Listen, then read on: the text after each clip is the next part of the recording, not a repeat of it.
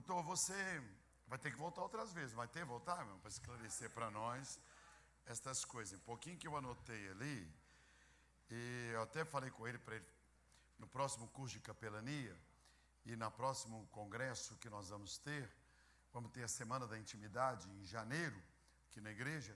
Aí vou pedir para ele vir, porque vamos ter pastores de todo o Brasil. Bom, obrigado, queridos. Paz do Senhor a todos. Obrigado, pastor Jorge, pela oportunidade de estar aqui. Esse livro vem recomendado pela ministra Damares Alves, pela ministra Delaide Arantes, do Tribunal Superior do Trabalho, e pelo doutor William Douglas, juiz federal. E, bom, qual é a importância de se escrever um livro sobre direito religioso? Primeiro, porque há uma falsa noção do que seja Estado laico. Você já reparou que quase todas as vezes que as igrejas vão se manifestar, levanta sempre alguém e diz que o Estado é laico?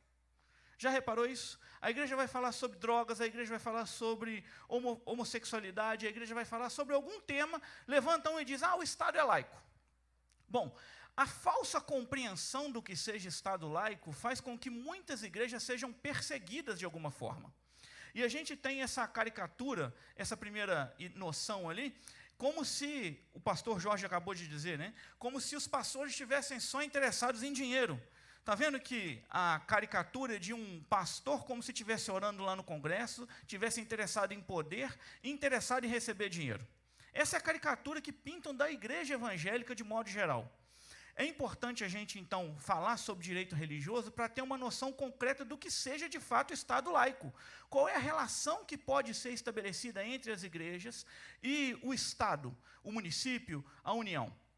Bom, depois disso, a gente tem aquela Lei 13.796 de 2019, a primeira lei sancionada pelo presidente Bolsonaro, que trata da escusa de consciência, o fato de um aluno não ser obrigado a acompanhar uma atividade escolar relacionada à contrariedade da sua fé. Ela se aplica mais aos adventistas que guardam o sábado, e muitas vezes tem prova no sábado, esse tipo de coisa. Aí você diz assim, bom, mas a maioria dos evangélicos não são adventistas. O problema da liberdade religiosa é que quando eu permito que ultrapassem a liberdade religiosa do outro, eu estou dando munição para que uma hora essa liberdade religiosa minha seja cancelada. Vou dar um exemplo para vocês. Imagine que hoje o preso não pode ter um terço na cela. Evangélico usa terço? Não, né? Católico usa terço. E aí os católicos usam terço e a gente não fala nada da proibição dos católicos presos, por exemplo, terem o terço dentro das celas. Uma hora vão chegar e vão dizer que não pode ter mais Bíblia dentro da cela, dentro do presídio, porque o preso pode pegar e dar uma biblada na cabeça do outro. Aí a gente vai se levantar para dizer, nossa, mas isso viola a liberdade religiosa. Mas quando violaram a liberdade religiosa de uma outra denominação, de um outro quadro religioso, a gente não falou nada. Então é importante porque a gente precisa, de fato, prezar por uma liberdade religiosa que seja o mais ampla possível. Em terceiro lugar, vocês sabem a questão da criminalização da homofobia. Bom, alguns casos recentes. Nós tivemos uma decisão judicial de um sujeito, coordenador de um determinado órgão federal, que propiciava que os funcionários, na hora do intervalo da jornada, fizessem cultos nesse órgão judicial. Ele só cedia o espaço. Sabe o que esse diretor foi? Ele foi processado porque disseram que ele não podia ceder o espaço para a realização de um culto dentro do órgão público. Um outro caso, casos de o sujeito que trabalha numa escola dominical, por exemplo, trabalha no ministério infantil e abusa de uma criança dentro da igreja. Esse caso ali é um caso concreto de um sujeito que trabalhava no ministério infantil de uma igreja e acabava abusando sexualmente dessas crianças. Como a igreja vai lidar com esse tipo de situação? E uma terceira questão, logo depois da criminalização da homofobia, vocês viram que um padre foi indiciado, um padre de Pernambuco foi indiciado, porque ele disse, na hora da missa, que não era possível a gente aceitar a decisão do STF de criminalização da homofobia. Vocês ficaram sabendo disso? Ele só disse assim, olha, a gente não pode aceitar que o STF diga que homofobia é crime. O STF ultrapassou a competência dele. E aí, por causa disso, um padre foi indiciado. Imagina se esse padre dissesse que é contra a homossexualidade ou qualquer outro tipo de coisa. Já há perseguição religiosa por parte do judiciário em relação a essa questão da homofobia. Pois bem, dentro desse livro a gente tem 8 projetos de lei que podem ser apresentados no Congresso Nacional. Vou trabalhar com 2 deles. Primeiro, Justiça condena gideões missionários da última hora a pagar 600 mil ao ECAD a título de direitos autorais. Hoje em dia, se a gente faz um culto dentro da igreja, o ECAD não cobra por direitos autorais, pelas músicas que nós cantamos, pelos louvores que nós cantamos. Mas já existe processo judicial de uma igreja que alugou um hotel, por exemplo. E ela foi fazer um culto no hotel, um culto de evangelismo. Dentro do hotel, o espaço da igreja era pequeno, ela quis alugar o hotel. Essa igreja foi multada pelo ECAD, ou foi cobrada do ECAD pelos direitos autorais, algo em torno de 4, 5 mil reais, porque cantou 3, 4 músicas num hotel. Você acha isso interessante? Você sair para fazer um trabalho de evangelismo na rua e chegar um camarada do ECAD dizendo assim, olha, você tem que pagar direitos autorais do hino que você está cantando?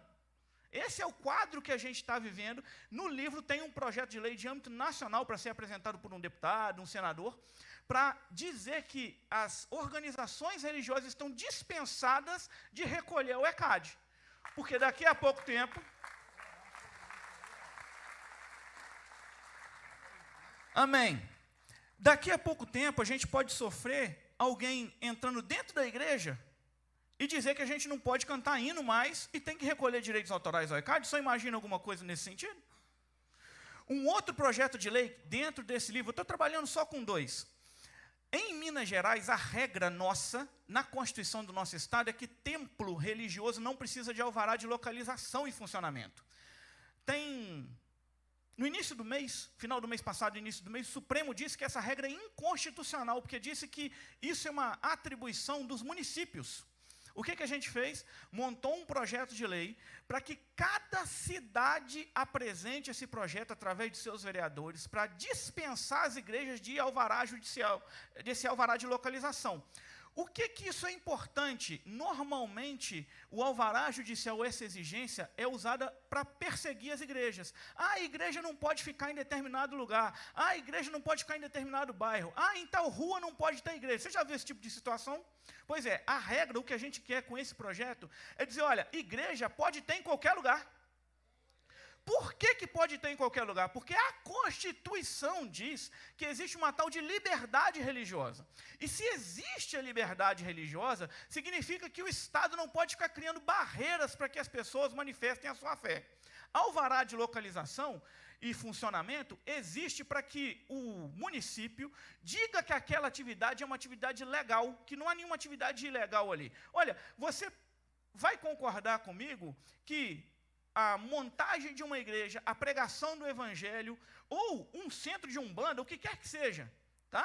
Religiosamente falando, há alguma atividade ilegal nisso? Não, porque a Constituição diz que a gente pode manifestar a nossa fé, que pode existir templo, que pode existir pregações, e a nossa ideia com esse projeto de lei também pode ser apresentado pelos vereadores da cidade, de todas as cidades. Eu vou tomar a liberdade, se você quiser depois pegar meu telefone, o projeto está pronto. É para o vereador chegar, assinar o projeto, colocar a data e apresentar e lutar pela aprovação dele, para que a igreja lá na sua cidade não precise ter esse alvará de localização em funcionamento. Pois bem, a respeito de criação jurídica da igreja, eu vou ser bem breve. Você precisa constar no seu estatuto, no seu regimento interno, alguns temas que a gente diz que são temas importantes. Dentro dessa ideia de homofobia, da transfobia, né, que são os transexuais, o sujeito nasceu homem e agora se entende como mulher. Imagine na sua igreja que existe um ministério de mulheres. Qual é o critério que a sua igreja usa para definir que uma pessoa é mulher ou é homem? É o critério biológico, não é? Se o sujeito nasceu mulher, é mulher. Se nasceu homem, é homem. Hoje em dia o transexual, ele nasceu homem, ele pode chegar em qualquer momento no cartório e dizer assim, olha, eu não sou mais homem, eu sou mulher. E ele não precisa comprovar aquilo. Ele chega no cartório e diz, olha, eu sou mulher, me sinto como mulher e quero ser tratado como mulher, meu nome era João e agora é Maria. E aí imagina, esse homem que agora diz que é mulher, chega na sua igreja, ele vai dizer assim, olha, eu quero participar de determinada atividade que é exclusiva de mulheres, eu acho que eu sou mulher. E sou tratado como mulher pela sociedade, agora meu registro, minha certidão de nascimento diz que eu sou mulher. Se a gente não tomar cuidado, daqui a pouco a gente vai ter que aceitar o transexual, o homem que diz que é mulher, no ministério feminino. Qual que é a nossa ideia? Que a igreja use e indique isso de forma clara. Nós utilizamos para determinação o sexo biológico e não a orientação sexual das pessoas. Nós usamos o critério biológico, ou seja, nasceu homem, XY é homem, XX é mulher. Uma outra questão, inadmissibilidade de uniões homoafetivas. O que isso significa? Na sua igreja, se chegar hoje um par homossexual, a sua igreja vai casar? Vai realizar esse casamento? Não. Onde está escrito que ela não vai realizar esse casamento? Você tem algum documento dizendo que você acredita dessa forma, que a sua igreja não realiza uniões homoafetivas? É interessante porque em Goiás, uma moça estava grávida, ela foi criada na igreja, saiu da igreja, arrumou um namorado que não era cristão, fizeram sexo antes do casamento, a menina estava grávida. Ela chegou para o pastor, pediu assim: pastor, eu quero casar na igreja. O pastor disse assim: a gente aqui na nossa igreja não faz casamento de mulher grávida. Não estou dizendo se é certo ou se é errado, tá? Eu estou só te dizendo a orientação daquele pastor. E pela liberdade religiosa, eu não estou aqui para fazer o julgamento se teologicamente ele está certo ou está errado. Ele crê desse jeito, a igreja crê dessa forma, a gente tem que fazer o respeito por conta da liberdade. Bom, essa mulher chegou para o pastor disse: a gente não faz o casamento. Ele entrou na justiça contra a igreja. E o juiz deu uma liminar para o pastor ser obrigado a liberar a igreja para fazer o casamento. Foi um oficial de justiça, arrombou a porta da igreja. E foi realizado o casamento daquela moça. Depois, no processo, ficou comprovado que a igreja tinha orientação, no sentido de que não era possível a realização de casamento de mulher grávida. E, no final das contas, esse casal foi condenado a indenizar a igreja, em função desse ato. Mas o casamento já tinha acontecido. Imagine um juiz que acolha um pedido de um par homossexual para casar dentro da igreja, porque a igreja não tem uma orientação clara a respeito dela não aceitar a união homoafetiva. E o terceiro ponto, imagine, vocês já viram a igreja ceder o seu templo para casamentos comunitários? Já viram, não já? A prefeitura pede a cessão do templo e a igreja cede. E se dentro daquele grupo de pessoas ali que vai se casar nesse casamento comunitário tiver um par homossexual? Você já pensou nisso? Na sua igreja está dizendo que não aceita o par homossexual? Você parou para perguntar lá para a prefeitura: olha, vai ter um par homossexual querendo se casar? Porque na nossa igreja a gente não permite. Isso tem que ser documentado o mais claro possível para que você não tenha surpresas judiciais dentro desse processo. Vou trabalhar com limites à liberdade de crença. Quem aqui acredita que Deus abençoa dizimistas e ofertantes? Quem acredita? Amém? Está escrito na Bíblia que Deus abençoa dizimistas e ofertantes, não está? Ok. Já há decisões judiciais em que o judiciário diz: olha, o sujeito que deu a oferta, a igreja tem que devolver o dinheiro para ele. Porque essa pessoa foi forçada a ofertar. Normalmente nas igrejas de ordem neopentecostal, e aqui não estou fazendo juízo de valor, tá? Estou só dizendo para vocês quais são esses processos. A questão fundamental é a seguinte: nenhum fiel reclama da oração que foi respondida. Você já viu alguém entrar na justiça para dizer assim: olha, de fato o pastor falou que era para a gente dizimar e ofertar, eu dizimei e Deus abençoou, eu estava precisando de um emprego, Deus abriu a porta de emprego, eu estava queria trocar de carro, troquei o carro, queria comprar a casa, comprei a casa. Você já viu alguém reclamar disso? Não. Uma outra coisa, normalmente, em qualquer igreja, o pastor vai dizer o seguinte: você vai dizimar e vai ofertar, e Deus abençoar se você tiver fé. Não é isso? Quem vai medir a fé das pessoas? Como que eu vou medir se o sujeito exerceu fé ou não? Tem alguma coisa que diga na cara do sujeito: você tem fé? Você não tem fé? Eu consigo dizer isso? Não, mas o judiciário já está mandando a igreja devolver dinheiro para essas pessoas. E eu não estou dizendo daquele sistema: você é obrigado a ofertar e uma barganha com Deus. Não estou dizendo isso. Eu estou dizendo que hoje já existem decisões judiciais condenando a igreja a devolver o dinheiro. E aí, numa hora dessa, o pastor Jorge faz uma oração aqui, dizendo: olha, você poderia ofertar, dizimar nessa igreja para ser atendido um determinado pastor, e Deus vai te abençoar, Deus vai te recompensar. Aí sai alguém daqui e diz assim: eu achei que eu ia ser recompensado por Deus e não fui. Entra na justiça contra o pastor Jorge, dizendo assim: o pastor Jorge falou que eu ia ser recompensado e não fui. Meu Jesus está queimado. Uma outra coisa, Disciplina eclesiástica. Esse é um ponto importante, eu vou ser muito breve. Você já viu pessoas que cometeram determinado ato pecaminoso e foram afastados das suas funções das igrejas? Já viu? Pois é. O que o judiciário entende? Entende que nesse processo tem que ter contraditório e ampla defesa. O que isso significa? O sujeito tem direito a se manifestar dizendo que a coisa não foi daquele jeito. É impossível que o sujeito, pego num determinado pecado, antes de fazer a defesa, seja afastado das funções da igreja? Não é impossível, mas você tem que ter isso constando lá no seu estatuto. E se eu não tiver constando isso no meu estatuto?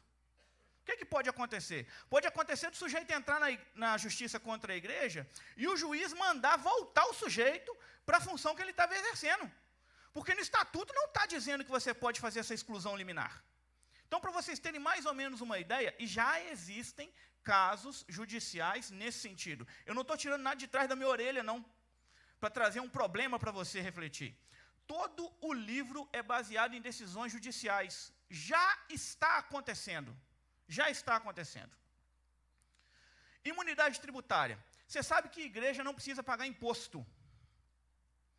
E aí, IPVA, IPTU, um imposto de importação, se você vai comprar um instrumento musical de fora, alguma coisa assim. Bom, o que existe hoje, nesse caso? Você precisa, essa imunidade tributária abrange patrimônio, renda e serviço, ou seja, dízimo e oferta, a casa pastoral, uma livraria anexa ao templo, tudo aquilo que envolve o patrimônio e a renda da igreja está imune. A igreja não tem que pagar imposto.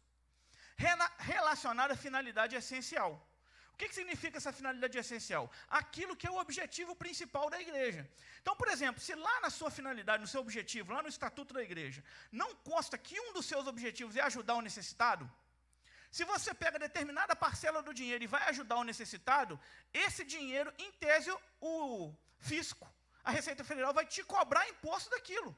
Porque no seu estatuto não está dizendo que aquilo é uma finalidade essencial sua. E uma outra questão importante. As igrejas têm obrigação, enquanto pessoa jurídica, a fazer a retenção do imposto de renda incidente sobre a remuneração do pastor. Isso é uma obrigação legal.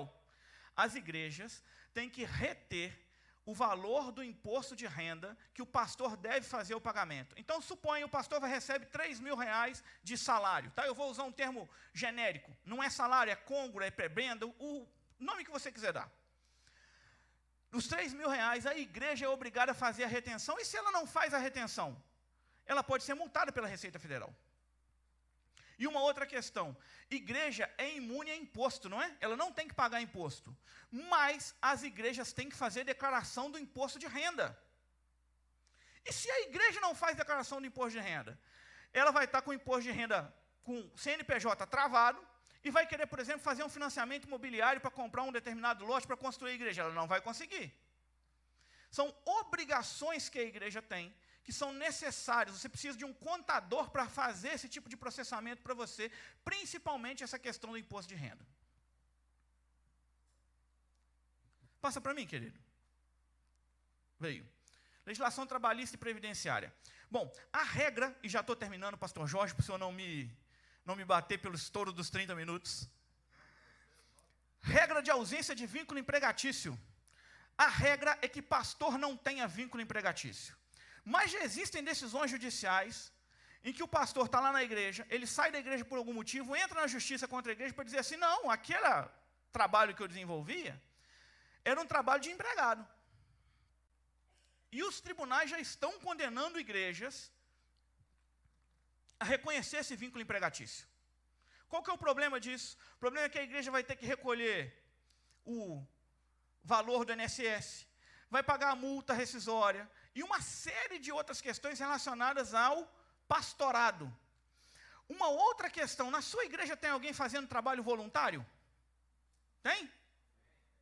Toda igreja tem gente fazendo trabalho voluntário, não tem? Pois é. Você sabia que já tem vários processos judiciais de presbíteros, diáconos, pessoas líderes de ministério de louvor, pessoas que tocam em ministério de louvor, pessoas que trabalham em alguma atividade na igreja como voluntária, ela está ali com aquela boa intenção de servir a Deus, mas chega num determinado momento, essa pessoa sai da igreja. Aí chega um e bana no ouvido dele, fala assim, olha, eu se fosse assim, entrava na justiça contra a igreja. Você vai ganhar um dinheiro bom da igreja. E esse sujeito saiu da igreja porque ele estava machucado, porque aconteceu alguma coisa, porque ele não concordava de algo, ele fala assim, quer saber do negócio? Eu vou entrar na justiça mesmo. E já existem casos desse grupo de pessoas entra na igreja e consegue, entra na justiça contra a igreja e consegue reconhecer o vínculo empregatício. E o sujeito não ganhava nada na igreja, ele fazia aquilo de serviço a Deus. Você olhava para ele e perguntava assim, meu amigo, você está trabalhando para quem? Não, eu estou aqui para servir a Deus. Mas na hora que ele sai da igreja, ele fala que não estava servindo a Deus, estava servindo ao pastor, estava servindo a igreja, que ele não estava sendo remunerado. Dentro do livro, a gente tem também um outro projeto de lei, pastor Jorge, para dizer obrigatoriamente que a atividade religiosa voluntária é reconhecida como uma atividade voluntária. Hoje a nossa legislação não diz isso. É uma área social, na área assistencial, mas a dimensão educacional, mas a dimensão religiosa não está incluída nesse panorama de voluntariado. Então tem um projeto de lei. E no livro tem 3 modelos importantes para você. Para você aplicar para todo mundo da sua igreja que faz trabalho voluntário.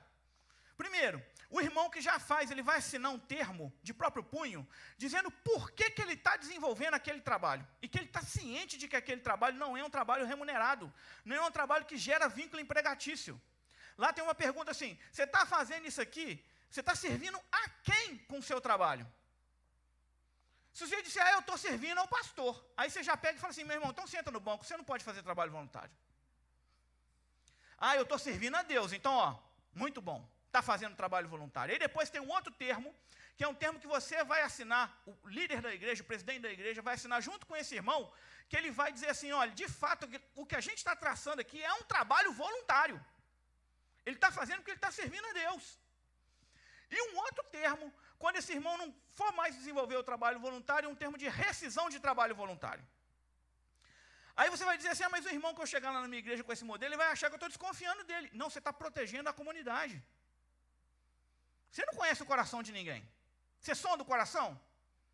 Não, né? Tem alguém na Bíblia que sonda coração? Deus sonda corações, não sonda? Pois é, mas a gente é Deus? Então pronto. Então você não está desconfiando de ninguém, você está protegendo a igreja. Qualquer pessoa que esteja na igreja, mas é um membro da igreja que está lá há 30 anos, nunca deu problema. Se ele nunca deu problema e acha que não vai dar problema, ele assina também, Qual que é a dificuldade que ele tem de assinar um papel dizendo que ele está ali para servir a Deus? Questões previdenciárias. O pastor falou do pastor Jorge, né? Comentou do pastor que constrói no fundo da igreja, que depois vai ficar numa dependência da igreja, etc. e tal, se ele falece, etc. O pastor é o que a gente chama de contribuinte individual, pelo INSS. Ele tem que recolher 20% daquilo que ele ganha para o INSS, para quê? Para ele se aposentar. E aí depois você vai estar lá na hora de aposentar, não contribuiu para o INSS, e como você vai sustentar a sua família? Se você morrer, a sua família vai receber pensão por morte? Se por algum motivo você foi lá fazer um trabalho missionário, bateu de carro, você ficou 3 meses sem poder ir na igreja, quem vai te pagar se você não está podendo ir lá na igreja? A igreja vai te pagar? Se você tivesse recolhido para o INSS, como contribuinte individual, você receberia o auxílio acidente. Estão entendendo a importância desse processo? De você estar atento àquilo que é necessário dentro da igreja para você regularizar a sua atividade e ter uma aposentadoria, e ter um auxílio acidente ou algum outro benefício previdenciário. Estou finalizando de fato. Quem já ouviu falar de fofoca?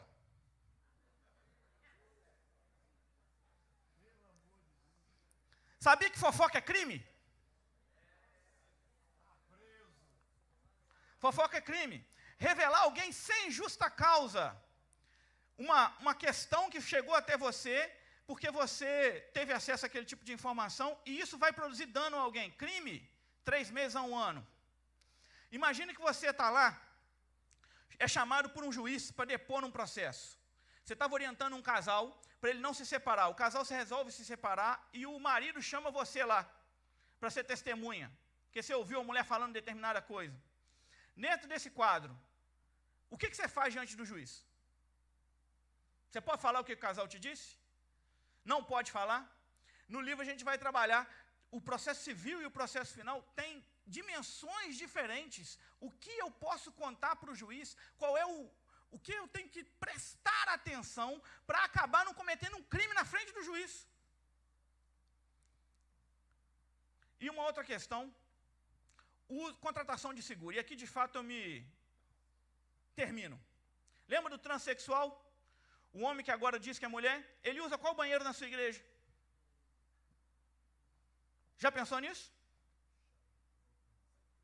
Sexo biológico, né? A sua igreja? Aí chega um homem e diz assim, não, eu sou mulher. Ele usa o banheiro feminino ou masculino? Você já escreveu isso em algum lugar? Ou você vai esperar acontecer a situação? Você fala assim, nossa, eu vi um rapaz, menino novo, não tem nem ideia para que ele está falando. E acontecer um problema e você ser condenado, a sua igreja ser condenada a indenizar um transexual porque usou determinado banheiro. Bom, com isso eu encerro. Encerro com esse slide para você, se você quiser anotar o número de telefone, a gente está à disposição. Tem o site que a gente está à disposição, tem o canal no YouTube que está à disposição. E se você quiser comprar o livro, ele está ali à disposição de você. Muito obrigado, pastor Jorge, pela atenção. Obrigado a você, que Deus abençoe. Amém.